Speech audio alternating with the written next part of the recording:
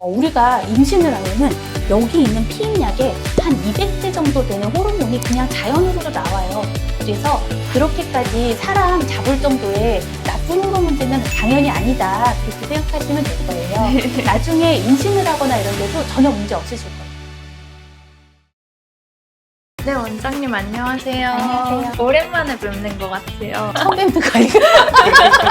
네, 오랜만에 뵙습니다. 그쵸? 제 주변 친구들 보면은 피임약을 많이 먹는 친구들이 있는데 저는 네. 약간 무서워가지고 피임약을 네. 잘 안 먹게 되는데 네. 혹시 피임약에 대해서 간단하게 설명 한 번만 부탁드릴게요. 네, 피임약은 여성 호르몬과 황체 호르몬의 조합으로 대부분 이루어져서 호르몬을 일정하게 유지를 시켜주면서 배란도 억제하고 착상도 억제해주고 정자 운동성도 좀 감소해주는 효과를 내가지고 피임 효과를 거의 99% 정도 성공률을 보여줄 수 있도록 지속적으로 복용을 해줘야 되는 약이 맞아요. 그런데 그렇게 위험하지는 않아요.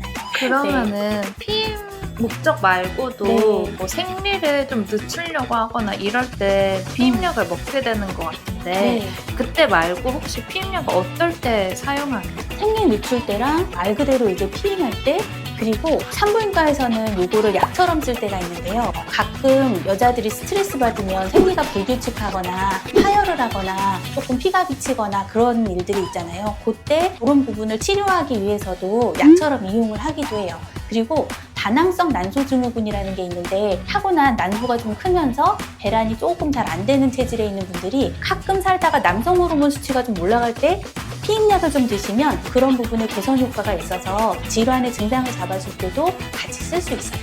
좋은 약이에요. 혹시 어떤 원리로 그렇게 생리를 조절하고 치료 목적으로 이용하게 되는 건지 우리가 생리 주기는 여성 호르몬이 올랐다가 배란되고 황체 호르몬이 올랐다가 임신이 안 되면 생리하고 이런 사이클을 갖거든요. 그런데 일정하게 우리가 먹어주면서 그런 생리 사이클 자체를 딱 잡아주는 거예요. 그렇기 때문에 생리가 이 약의 개수대로 규칙적으로 할 수 있도록 고안이 되어 있는 약이고요. 또 이런 호르몬 변화가 생기면서 또 피임 효과도 같이 이제 있을 수 있는 약이거든요. 그렇게까지 위험하다고 생각은 안 하셔도 되는 게 우리가 임신을 하면은 여기 있는 피임약에 한 200대 정도 되는 호르몬이 그냥 자연으로도 나와요.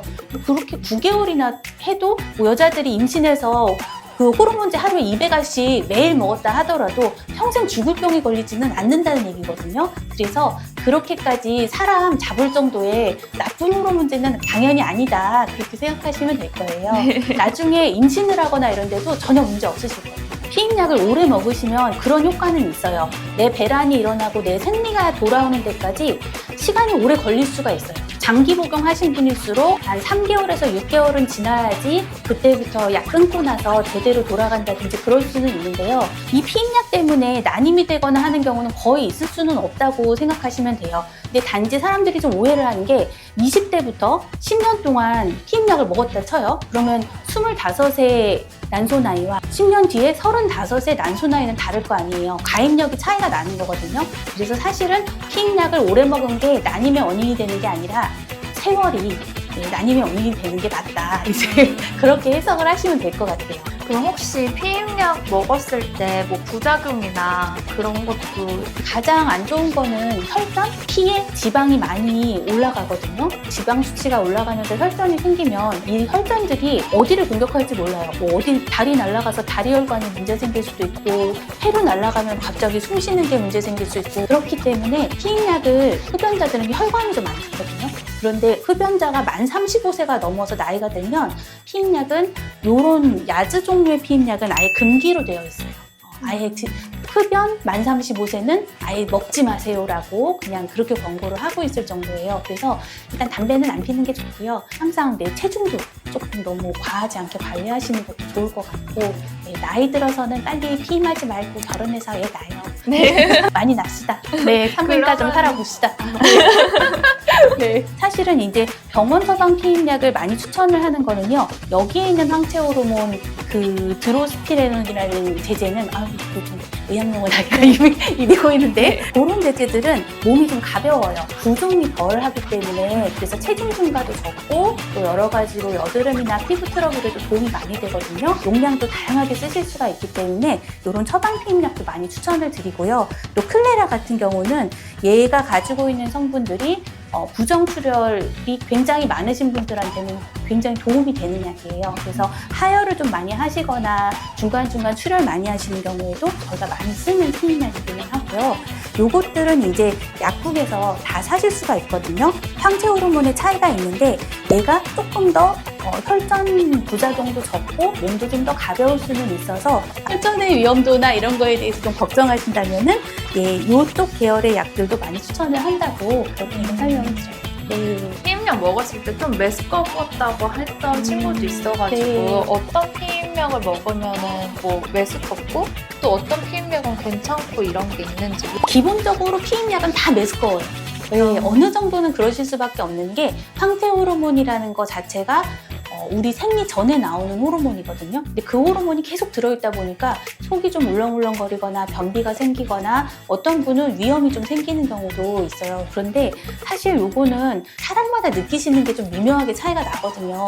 그래서 분명히 안 메스꺼울 것 같은 약 처방 드렸는데 오히려 더 그러셨다는 분들도 있기 때문에 만약에 좀 이 약이 너무 불편하다 그러시면 자신 있게 그냥 바꿔보시라고. 네, 어떤 거든 나한테 맞는 거는 좀 따로 있으실 수는 있을 것 같아요. 근데 이제 기본적으로는 이런 데소게스트의 종류인 머시론 센스데이보다는 디어미순이나 멜리안 같은 게스토덴이 약간 메스꺼움은 적다고 되어 있고요. 그리고 야즈, 야스민, 클레라 병원 처방약도 그렇게 메스꺼움을 많이 호소하지는 않으세요. 그래서 이런 종류가 조금 낫지 않으실까 그냥 추천인데 해막해라고. 네.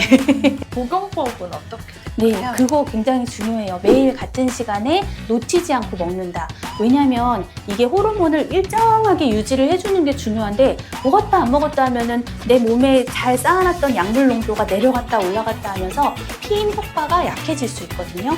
그러면 이거 약 먹는 보람이 없잖아요. 네, 그리고 두 번째는 호르몬이 오르락 내리락 하게 되면은 자꾸 출혈이 생겨요.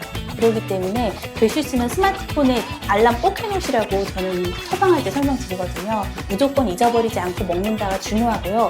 자꾸 빼먹으면 피나니까 불편하실 수 있는 점이 있고, 세 번째는 만약에 빼먹었어요. 그러면은 이 약 설명서를 보시면은 설명서에 너무 잘 나와 있어요. 그런데 이런 걸 다 읽어보고 체크하기 힘드시잖아요. 그래서 조금 추천드리는 방법은 예를 들어 내가 전날 밤에 먹어야 되는데 잊어버렸다. 그러면 생각나면 그때 그냥 바로 드세요. 그리고 미루지 말고 그날 저녁에는 하루에 2번이 된다 하더라도 그냥 챙겨서 날짜가나 요일이 밀리지 않도록 개수를 딱 맞춰서 드시는 게 그게 조금 더 좋은 방법이실 것 같기는 해요. 21일째랑 28일째랑 뭐가 좋고 나쁘고 이런 거는 따로 없는 거죠. 이거 개인 취향인데요. 네. 28일째가 난 것 같아요. 왜냐면 7일을 쉬다가 헷갈리거든요. 네, 어. 저같이 정신없는 사람들은 내가 며칠을 안 먹었더라 이게 굉장히 헷갈리실 수도 있어요. 잘 챙기시는 분이면 21일도 뭐 괜찮으실 것 같은데 예, 저처럼 그냥 차라리 빼먹지 않고 맨날 먹는 게 그냥 습관도 더 잘 들고 7일을 쉬었나 6일을 쉬었나 이런 걸로 고민 안 하셔도 될 것 같아서 저는 요거 추천. 네. 피임약을 먹기 시작하는 그 날이 있을 거 아니에요? 아, 네네. 그것도 언제 먹는 게 좋은지. 딱 생리 시작일로부터 3일 이내 시작하는 게 조금 더 빠르게 이 피임약이 내 몸에서 효과를 잘 발휘하는 데 도움이 되거든요. 그러면 생리 시작일로부터 3일째면은 대부분 생리를 하고 계실 때예요. 그래서 생리를 하면서 동시에 바로 먹는다. 그렇게 생각하시는 게 가장 효과가 좋으실 것 같아요. 그러면 생리 들여을 목적으로 할 때는 언제 먹는 거예요? 최소한 내가 예상 생리일로부터 일주일 전부터는 시작을 해야 돼요. 그리고 일주일 넘어서 시작하면 실패하실 확률이 굉장히 올라가기 때문에 최소한 예상 생리를 미루고 싶다 그러면 그 날짜로부터 7일 이전부터는 충분히 먹고 계셔야 됩니다고요. 생리를 잠깐 며칠 미루는 거는 상관은 없지만 6개월씩 이렇게 안 하고 그렇게 하면 안 되거든요. 그래서 최장으로 드실 수 있는 거는 한 3개월 정도까지는 할 수는 있습니다. 이제 그렇게 설명을 드리는데요. 좀 길어지면 중간에 실패하고 살짝 생리가 터져버리는 경우도 있을 수는 있을 거예요. 나중에 네. 다음 시간에 네. 한번 침 넣어가지고 하는 하는 것도 있더라고요. 네, 별의별 게 다 있어요. 네네. 그래서 다음 시간에 한번 좀 네. 더 여쭤볼 그래요. 예정입니다. 빨리 남자친구 만나세요. 네. 감사합니다. 네.